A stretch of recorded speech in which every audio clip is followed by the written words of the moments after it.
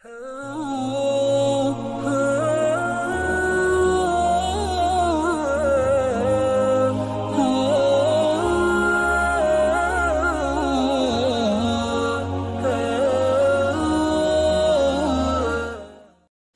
سب جمع ہو گئے، سب جمع ہو گئے، یہ بیان فرمایا۔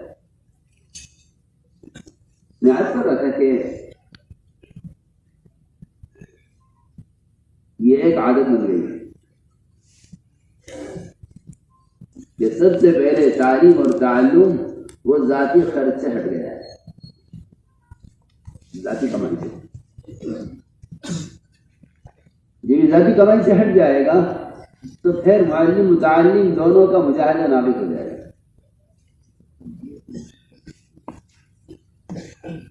اس لیے صحابہ کرام کا معمول یہ تھا کہ وہ جنت سے لکڑیاں کاٹتے تھے، ان کے گھر بناتے، انہیں چولہے میں جانے کے قابل چھوٹے چھوٹے ٹکڑے بناتے، ان کو لا کے شہر میں بیچتے، ان سے جو آمدنی ہوتی اس آمدنی سے بکری خرید کر ازواج مطہرات کے 11 گھروں میں تازہ گوشت پہنچایا کرتے تھے۔ یہ طلبہ کا کام ہے۔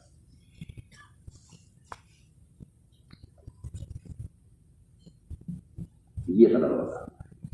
ہمارا ایک محلی ہے، ہمیں اس کے 11 گھروں میں گوشت پہنچانا ہے تازہ روزانہ۔ آپ اس اندازہ کیجیے،